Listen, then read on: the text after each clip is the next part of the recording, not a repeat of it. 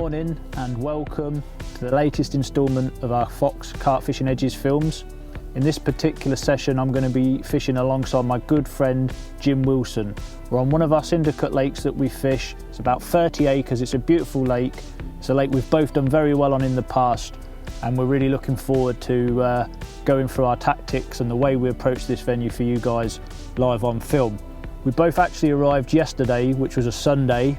The reason we got here the day before the camera crew, we know from fishing this lake regularly that Sunday is a changeover period. The weekend anglers leave and the midweek anglers don't tend to turn up until the Monday.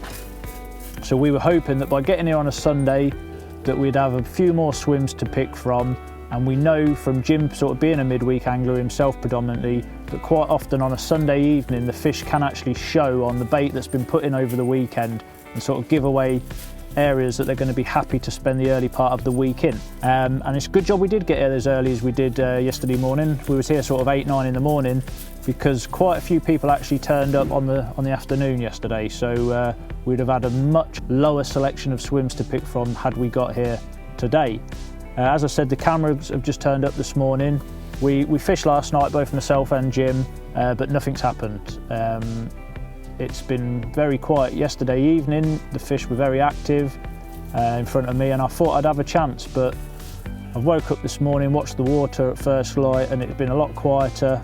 Quite a cool evening, and the area I'm fishing is shallow water, so the forecast is for the sun to come up today and to be quite strong. So I think it's probably my best chance is going to be in the daytime, whilst with Jim, his best chance is probably going to be for the next couple of hours. And then he's probably going to be waiting until this evening into tomorrow morning.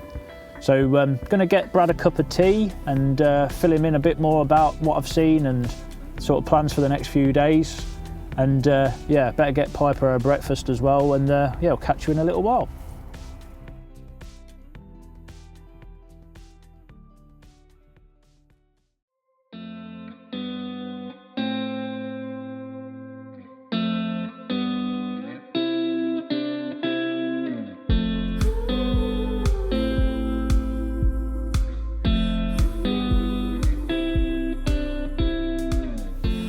Well, hello. As Lou has commented, we're down at our Lincolnshire Syndicate. It's a lake that I've been fortunate enough to have my ticket on for a couple of years now, and it's I'm growing quite fond of it, to be honest. It's an awesome lake. It's about, I don't know, give or take 30 acres, and the stock for this part of the world is incredible, really. I mean, I think it's something silly like 85 fish have been caught over £36, which is just absolutely ridiculous, especially for the top end of Lincolnshire in what until recently was a bit of a dead zone for decent carp fisheries for a little while. This place is really finding its feet on the map, really, so to speak. Like I say, I'm into my third full year now, and it's been quite kind to me, this place, to be honest. My first year I didn't do a great deal of time after it reopened, and managed a good number of fish, including quite a few 30-pounders, up to sort of 34, 35 pound, maybe even a little bit bigger from memory. And then last year I was fortunate enough to have the lake record for a little while.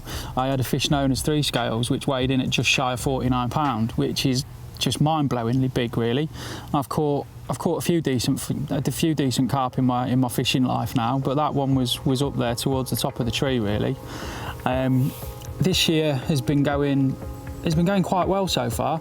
This is my 5th or 6th trip since the lake reopened, and over the last few weeks I've been quite consistent in getting bites.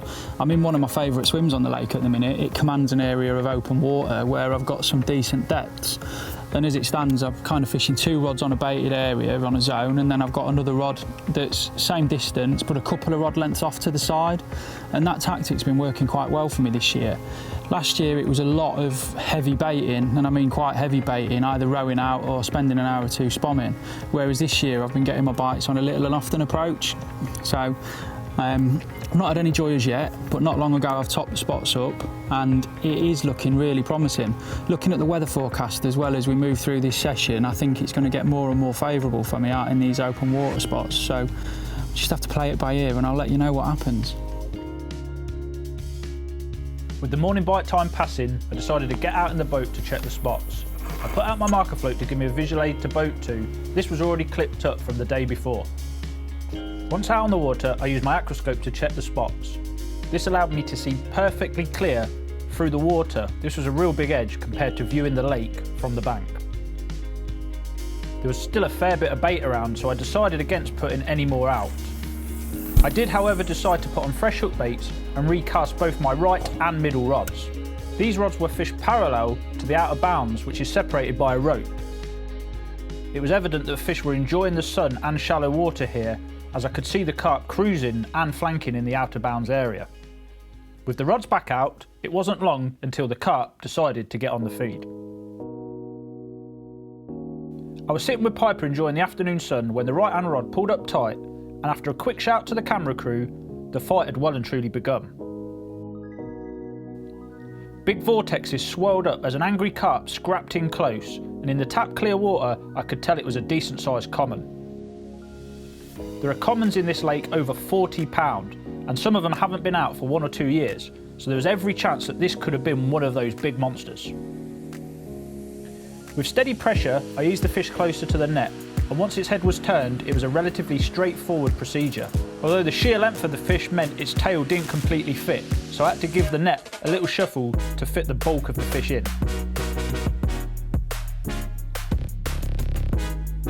Peering down over the net, I was greeted with broad shoulders and dark golden flanks staring back at me. The fish looked immaculate, and in the heat of the day, I slipped her into the retainer for 10 minutes rest whilst I sorted out the mat and scales. Right.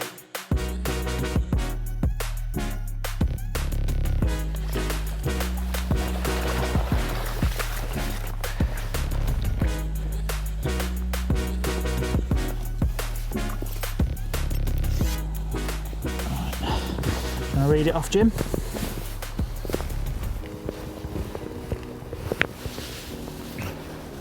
You weren't far off, mate.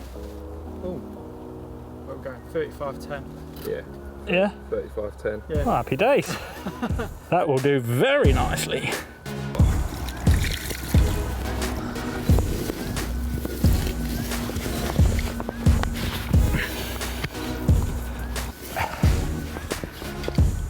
Check that out for getting off the mark. 35.10 common. Quiet night for both me and Jim last night. But I've got a rod, my right hand rod, in 5 foot of water. The sun's come up this morning and they've got on the shallow ground at midday. The Brad was just back at the car getting some stuff when the bite went, but he managed to get back round just to get the end of the fight. Watch her go in the net. And yeah, hopefully there's a chance this afternoon whilst this weather stays warm, and then tomorrow there's a big easterly wind coming this way, so it could bring a few more fish, but it's a great start. Hopefully Jim will chip in the next few hours with his rods out in the open water and the deeper water. It was a great start for Lou, and it proved to be a really good decision by him to start his session in the shallows, as there was clearly a good amount of fish up there. Sharing the buzz with a good friend made it that bit sweeter, and to start the session off with a mid-30 was mega, although neither me or Lou expected it to be topped within minutes. Well, I've literally just slipped back that mid-30 common. I was just wrapping up the right hand rod to get it back out, and the middle rod, which isn't a million miles away from the spot where I've just had the fish, has just rattled off. It's screamed off. It's in the weed at the minute. I may have to go to the boat. There's so much silkweed drifting around all up the line. One of the biggest fish in this lake's a mirror called free scales, upper 40, and it's notorious for pulling your arm off. Out of all the big ones, it's probably got the reputation for being the hardest fighter. Now, I'd say there's a really good chance that this fish isn't that, because the guy opposite me had that this morning at 49.8 £8. So unless that fish has had a second wind 3 or 4 hours later, I'd say I'm not attached to that one.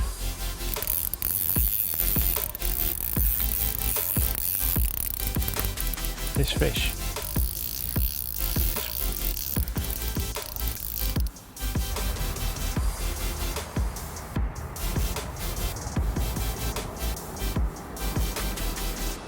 Ooh, nice. Got a set of shoulders on him. Well, most carp do.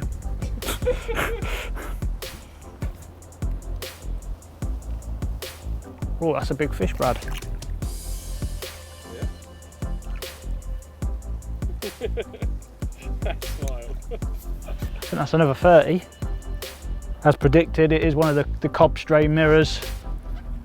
Give themselves away with how hard they fight. Really, really broad fish this. Don't want to look a fool on camera, but I think it might actually be bigger than the common I've just put back.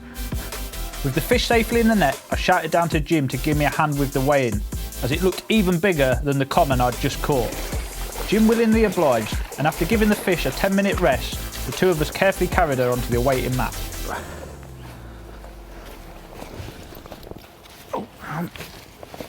Yep, go on. Told you. All day long, mate. Can't see it on here, so. 43. What? 43. 43.7, Lewis. 43 pounder. Yes, mate. That will do, very nice. How is that? That'll do. Honestly, incredible.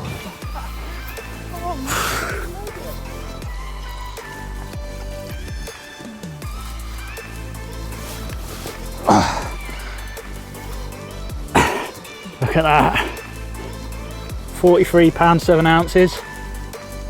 Big old mirror carp. I don't know what fish this is. I'm sure it's one of the A team. I have to look on the website once we put her back to identify her. Coming exactly the same tactics as the mid-30 common a little while ago. We'll talk about those tactics later on in the session. But yeah, pulled my arm off. Really, really happy. What a morning's fishing. Can't believe it. Couldn't have asked for more. I was really down in the dumps first light. I was expecting bites at first light. They didn't happen, but it's all come good now.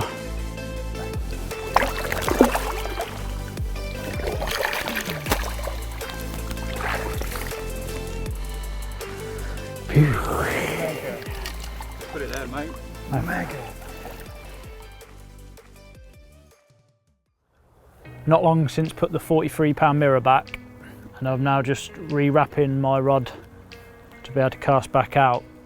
Because I hadn't actually got my right hand rod back out after the common, I've got to do 2 rods.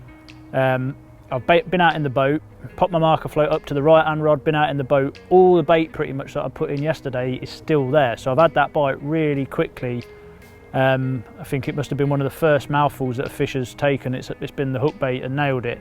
So I've only literally put 1 spoon of bait on that spot just to freshen it, just to put a bit of fresh scent in the water. Put the marker float out on the middle rod, which is the rod that I had the 43 on, expecting a similar sort of scenario to see loads of bait on the bottom. So I've looked over the side with the scope and I cannot see a single grain of sweet corn. There's nothing there, not a boilie, nothing. So that to me suggests that, you know, my hook bait was literally one of the last ones to go on that rod, which is bizarre. You think 2 spots only probably 25-30 yards apart from each other, yet on one rod everything gone, the other rod all the bait still there, yet you know the outcome's still a fish on the bank. Gets your mind thinking, you know, when you're out in the open water and you can't see with the boat what freebies are out there, after one bite do you top up, don't you? And I think that general consensus of only putting 1 or 2 spoms out after a bite is definitely the way forward, having seen what I've seen. Because if I'd gone and put 20 spoms back out on that right hand rod, all I'd have done is, you know, completely ruined any chance of a bite, I think, by overfeeding. So yeah, the middle rod, I've put about 6 good scoops of bait around the float. Like I said, I've just wrapped it up now and I'm going to go and get it out, back on the money. And whilst it's only probably 2 o'clock in the afternoon, I'm going to leave the rods out until tomorrow. I don't see the point in redoing them this evening. If I'm happy with where they land now, then why change them? And I think, you know, if the fish are as active this evening as they were yesterday, might even have a chance of a bite this evening yet. So get it out there and see if we can get a 3rd one of the day.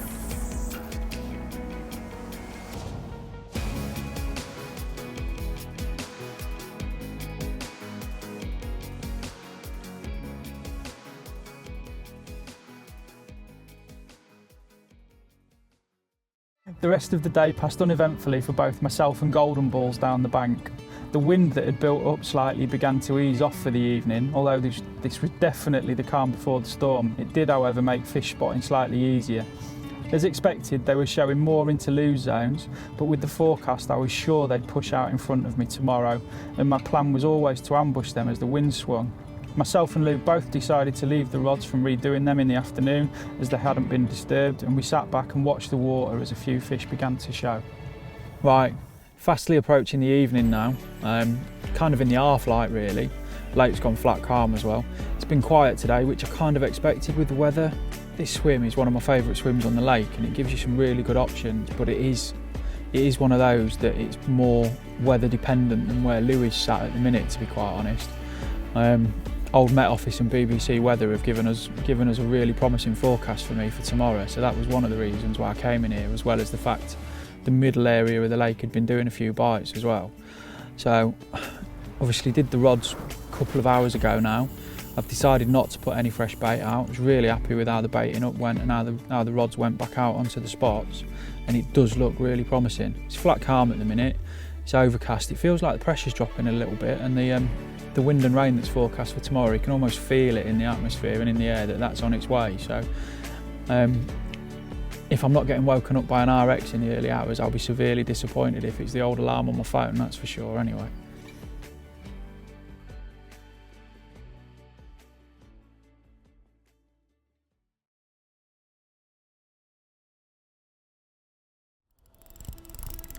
Well, I don't even know what time it is. It's pitch black. I'm guessing it's, I don't know, 1 or 2 in the morning.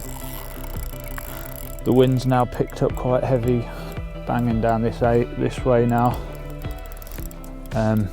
Feels mega carpy conditions actually, even though I'm stood in the water in a pair of shorts, shivering. My long rod, the one that's at 26 wraps that I put out yesterday, is absolutely torn off, and yeah, we're into the third fish. Not sure how far out it is yet. Oh, ooh, just bounced off it then, just bounced off its fin. Yeah, I'm not really sure how, I don't think it's far out now, but it's just difficult. It's sort of, oh, it's just shaking its head. Doesn't feel that big, but we'll see. Try and keep her coming in steady away from the other rods. She's down here now, so well away from the other lines. Ooh, just off this tree. Looks an alright one.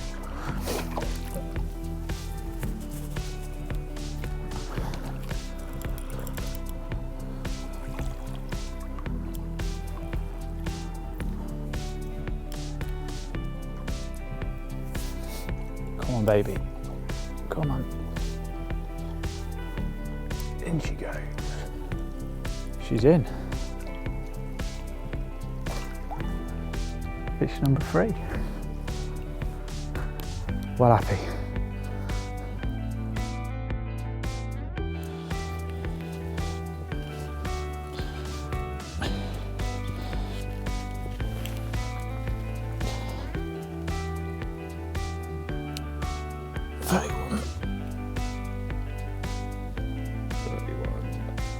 Eight.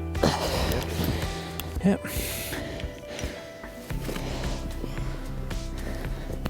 Happy days.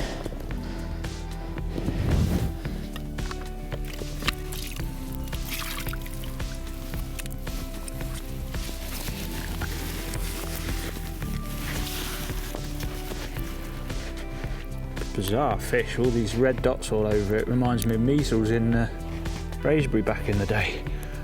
Don't really know what causes that. I'm sure there'll be some experts who can comment below telling us what that is. But yeah, really happy with that. A great wake up call. Just looked at my clock, it's 2 in the morning, so I didn't predict that too badly whilst playing the fish. Yeah, really pleased with that. It's come on that long rod, as I said, at 26 wraps in the deeper water, over a good scatter and a bait, and exactly the same rig and bait presentation as I caught those fish on yesterday daytime in the bright sunshine. So shows that the tactics work both day and night. Yeah, I'm really pleased. Conditions look epic, you know, feel epic at the minute with the wind banging down, but yeah, trying to get the rod back out with a big side wind now in the dark is going to be quite hard, but I'll redo it first light just to make sure it's where it needs to be. But gonna get this back and then get the rod out, get back to bed, because yeah, I think both myself and Brad could do with a few extra hours beauty sleep.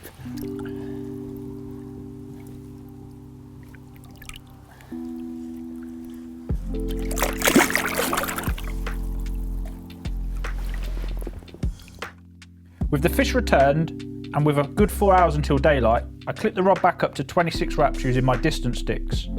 I then attached a rig that I'd tied the day before, complete with one of my ever faithful Ester Fruit Cream pop-ups, as these had done me proud all season, and blasted it out into the strong side wind that built up throughout the early hours. This wind made it very difficult to feel where the lead was landing, and it took me a few attempts, but eventually I was happy with the cast, so I placed the rod onto the alarm and got my head back down for a few hours.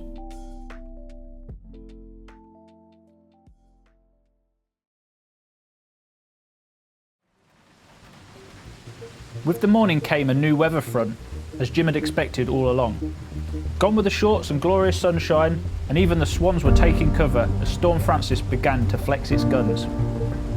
Although I'd caught 3 fish since the cameras arrived, I was starting to not like the look of the shallows in this cold and very fresh wind. Jim's swim, on the other hand, was looking primed for a bite as the wind began pumping down towards him, and with his bait and rods already in position, it was surely only a matter of time before the fish turned up on him. Well, oh no. Well, as you can see, finally into one. I had literally started having a tidy up to make a move, and then what is now the middle rod pulled up on me. I'd had a bit of a switch around. What was the right hand rod, I moved to be the left hand rod and fished it closer, because as you can see, this wind's absolutely pumping in. But then one of the long rods has gone off, so kind of kicking myself a little bit for moving one, because I could have potentially had 3 chances, but you know, I'll take a bite at the minute, the way it's been. It's been really moody out in the open water spots. I really thought this weather would have kicked them off. There's been the odd subtle shows. One of the members who's fishing on the end bank to the left, he messaged me saying it's starting to look good for you. So I've been sat out in the rain having a right old watch. And then this bad boy's picked up for me. And that don't look like a bad fish, that.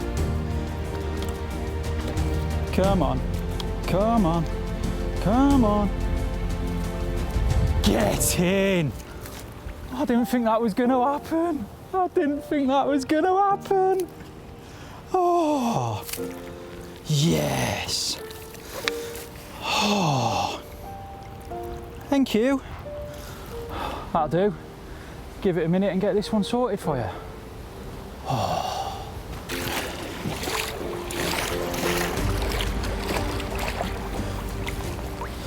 One of the rules on this lake is you've got to bring the fish ashore in the sling. So obviously just broken the net down, transferring the fish while still in the net into the sling. Just make sure its pecks and fins are flat to its body, and then away we go.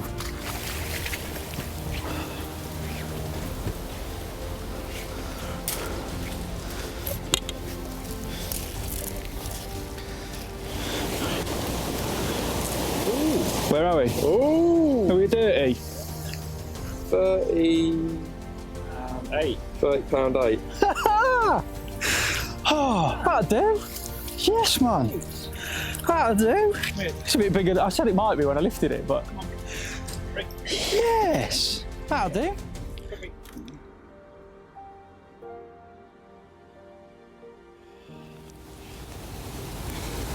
Well, here we go. £30 8 ounce, a lovely mirror carp. I was really starting to question whether I needed to move or not, and then this one's pulled up on what is now the middle rod. I'd had a little bit of a shuffle around with him not so long ago, leaving this rod out long and moving one a bit closer because I thought they might have moved on the wind, and then one of my longer rods has obviously pulled up tight with this beauty. I think now I'm going to end up staying put. I'm going to have another good look, but I think now I'll end up staying put because I think there's a chance there might be some more out there now.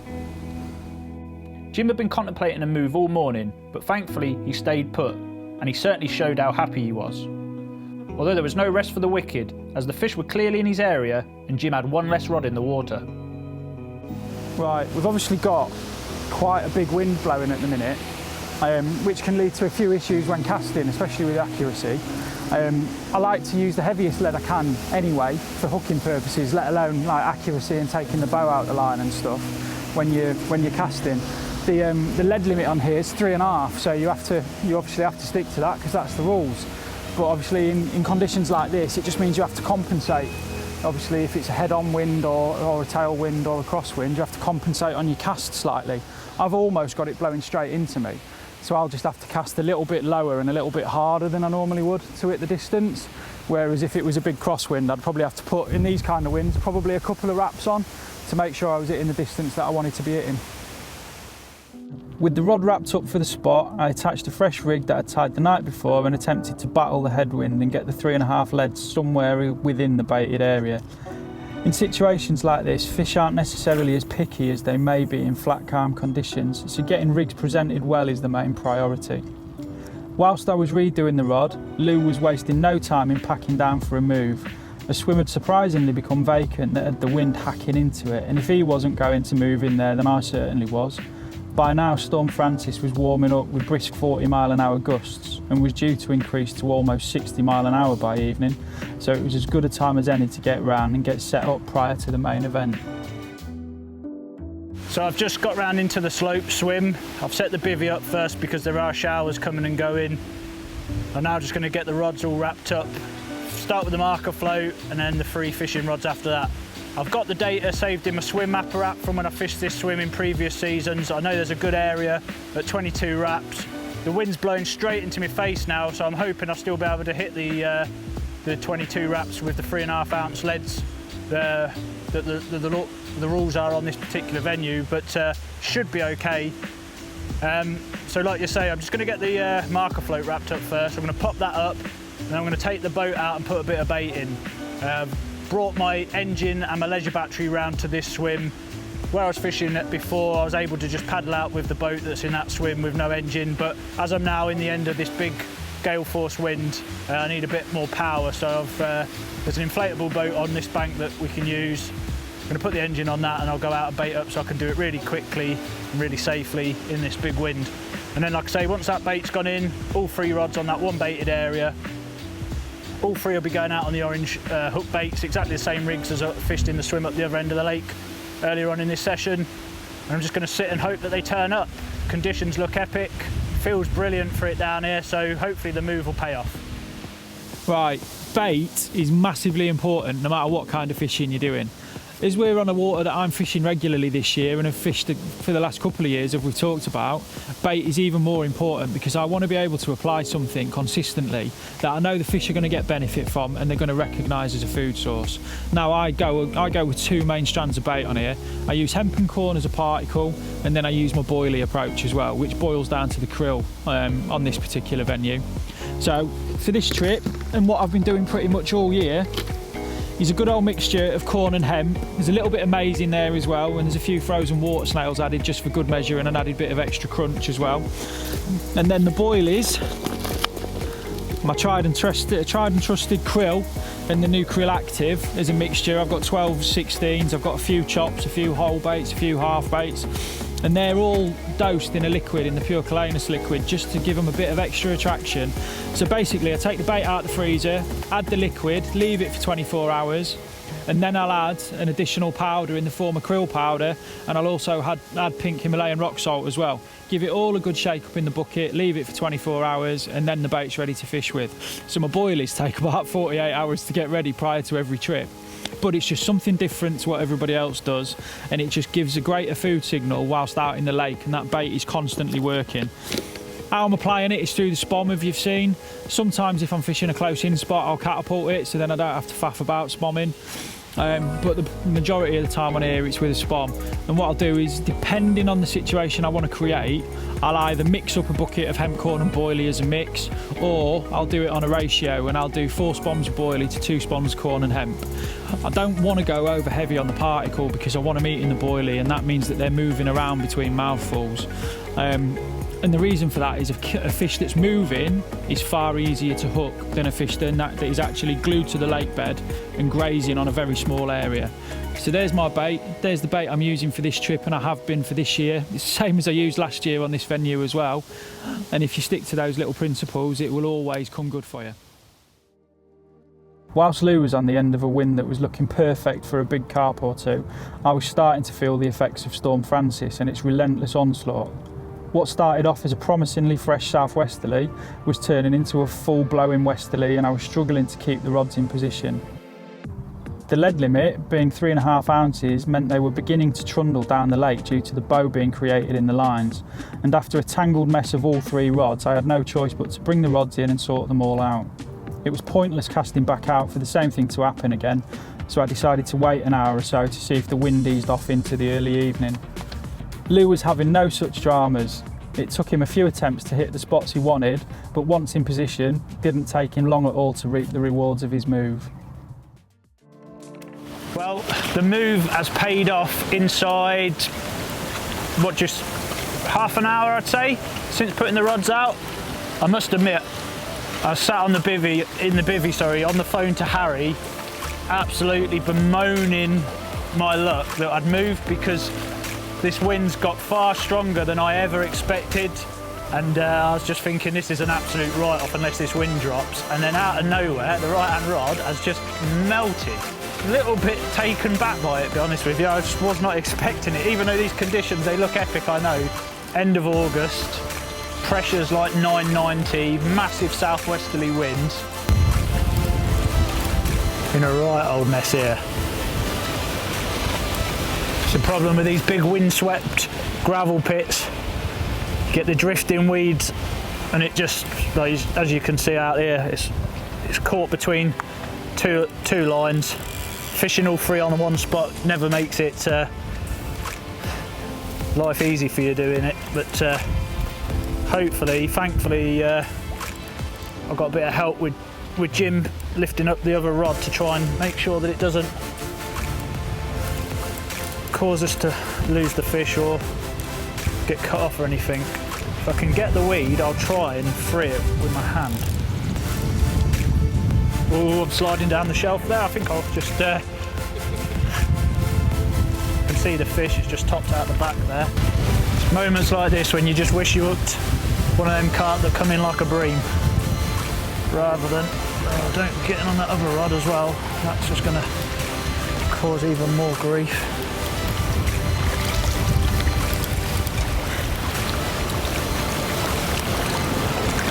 Right, she's in the net. Oh, that is one mighty mess in there. Lines and weed all wrapped round, but we got the fish, which is the main thing. I think we've got all 3 rods looking at that line going in that direction as well. But we've got a nice chunky fish.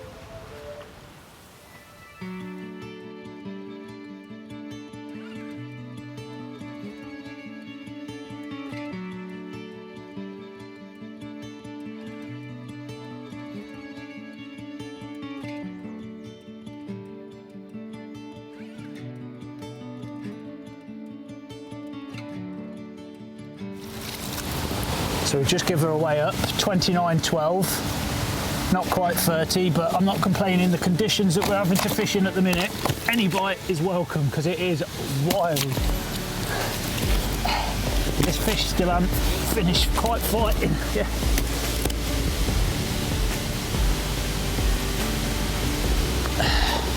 There we go, 29.12. Incredible angling conditions. If anything, a little bit too windy, but we've had a bite, which is the main thing. Same tactics as what I was using up the other end of the lake. Another one of the cob strain fish with them big plated scales down the back. Got a bit of a weird old kinky tail. Sure, it's got a story or two to tell. But, yeah, it certainly cheered me up. I was a little bit down in the dumps this afternoon, having moved swims and not actually feeling that confident with just how savage the wind is, but yeah, this has restored my faith.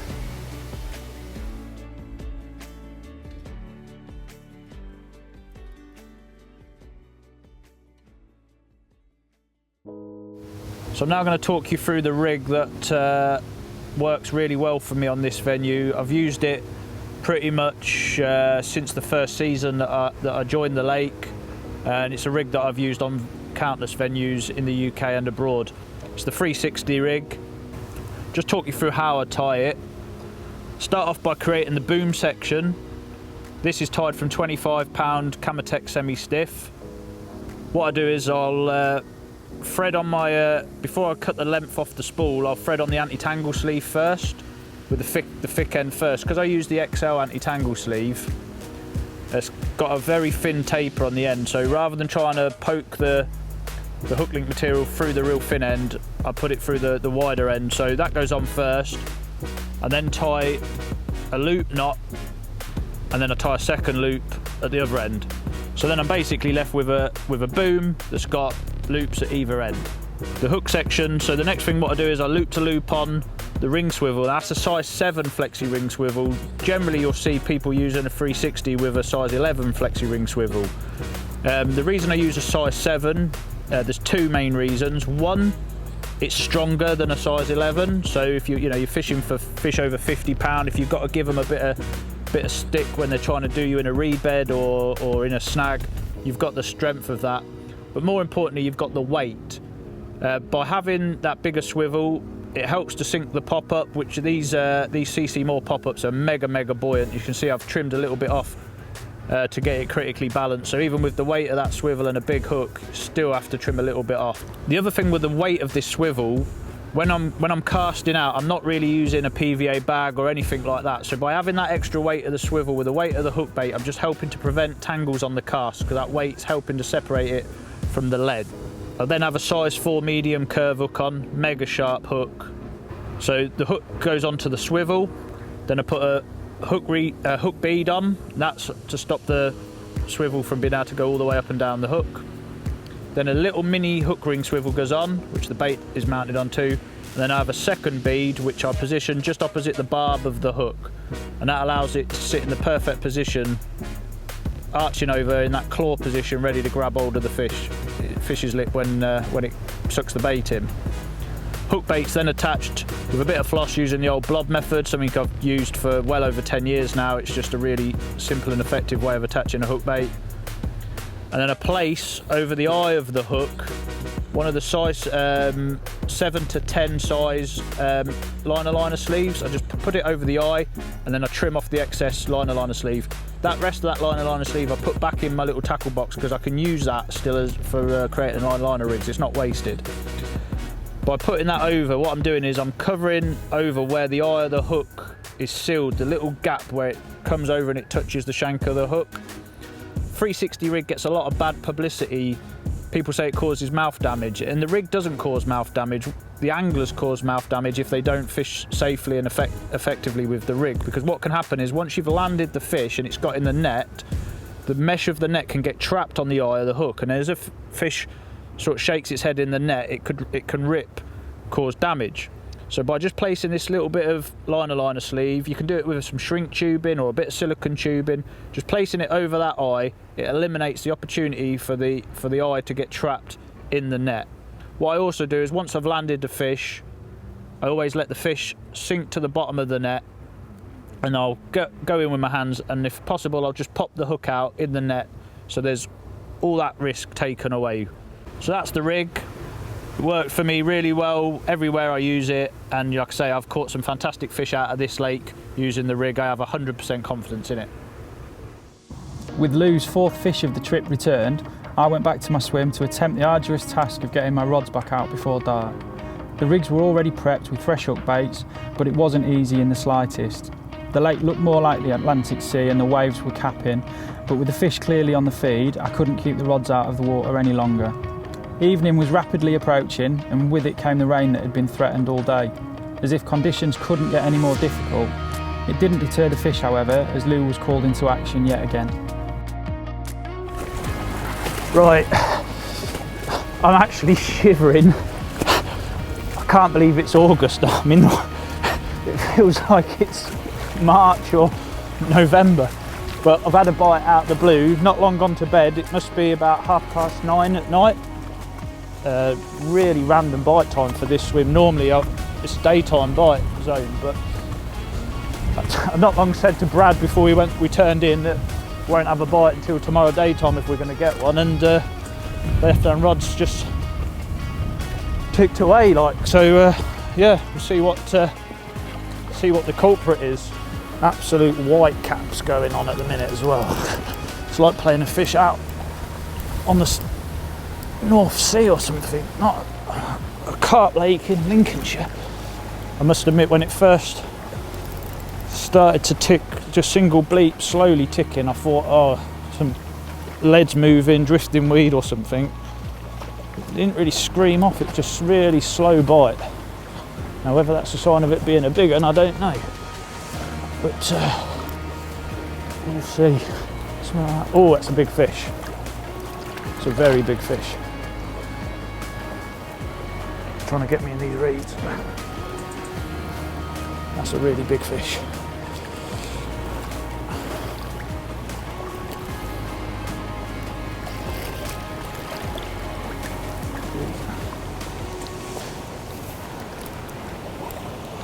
She's in the net. Get the weed in the net as well. Yeah. She's in the net. These conditions are insane. I think this is the windiest I've ever fished in the UK for sure. Well, Storm Francis has certainly got them on the feed. 37.10. Proper character fish for the lake, this one. Looks only a mother could love, I think. But yeah, I'm really happy. Another bite, shows what I'm doing's working, and yeah, random time for this swim, 9:30 at night, but I'm not complaining. Gonna get her back and get the rod back out and see if there's another chance before daylight.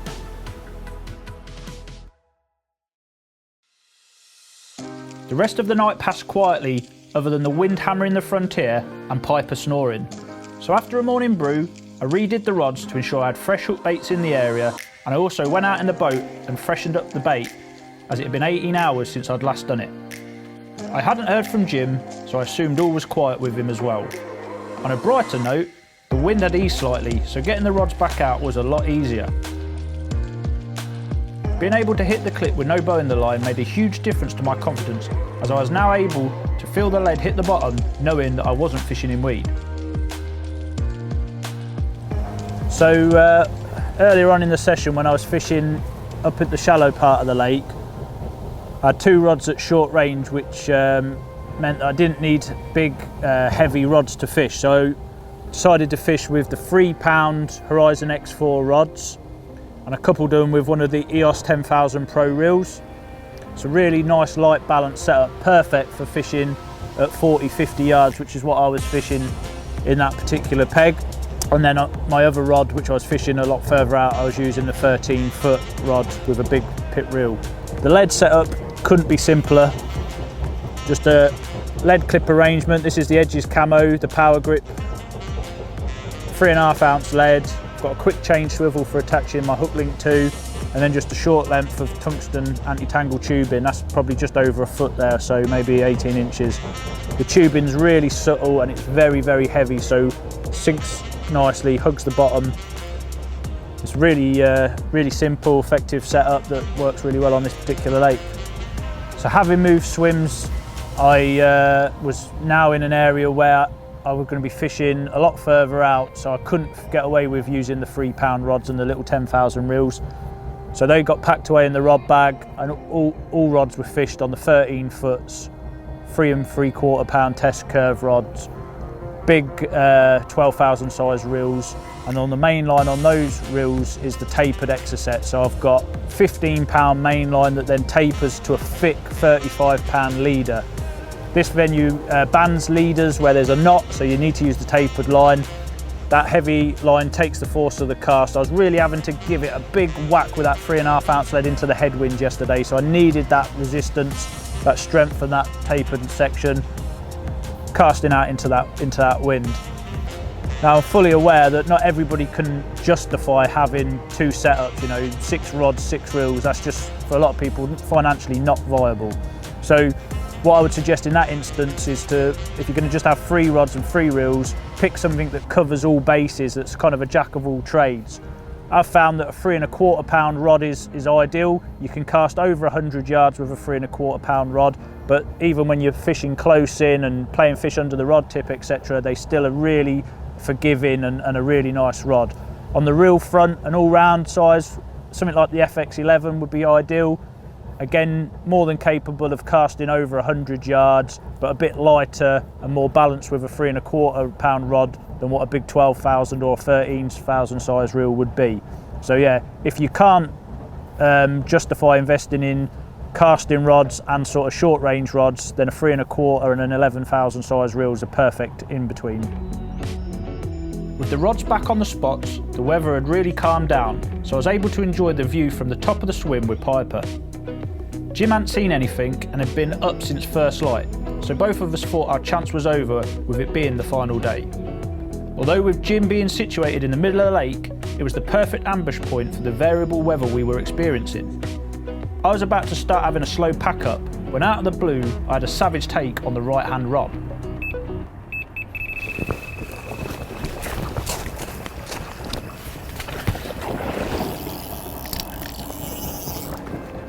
I recast the rods this morning about 9 AM I think it was. I actually had to re-spool one of the rods because that undertow yesterday and through the night with the drifting weed, it actually brought two of my lines together.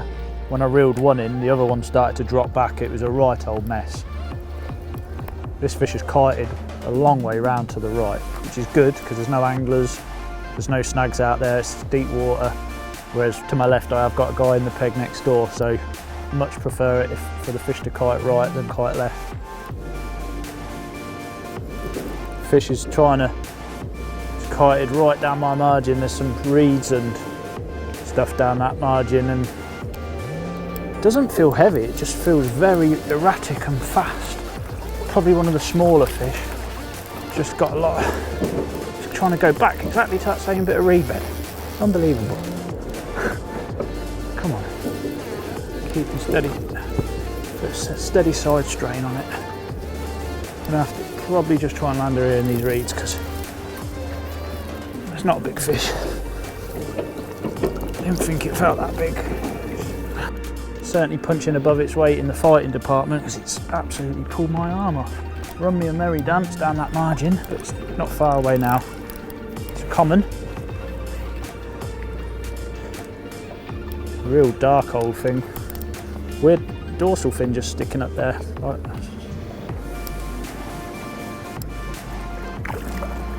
In she goes. Number 6 of a very enjoyable 72 hours fishing. So let's sink down to the bottom of the net. Beautiful. Crusty old common.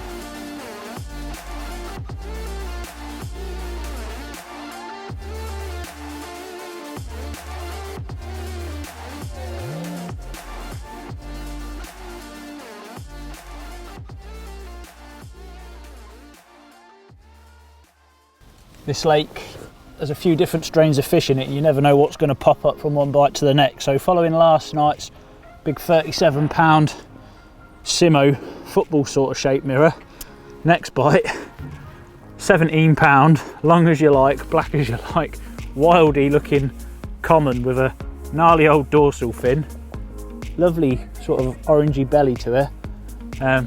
Yeah, rooked like mad. Looks like it'd be more at home in the River Trent than on a 30-acre gravel pit, but yeah, fish number 6 for me, 7th one between myself and Jim for the session. Few hours left to go yet, and having put a bit of bait in this morning and fishing 3 rods on the spot, there is a good chance yet that I could maybe get another one if this fish wasn't feeding alone. And I think yeah, we've probably got about another 3 hours left of the session, so yeah, happy days. That afternoon was quiet, but there was a break in the weather and we had a bit of sunshine heading into the evening. I loaded my barrow and headed round to Jim's swim. We ordered a takeaway to enjoy with the crew before heading off home. It had been a great trip for us, with 140, 4 30s, as well as a 29 and a mid-double. We really couldn't have asked for much more.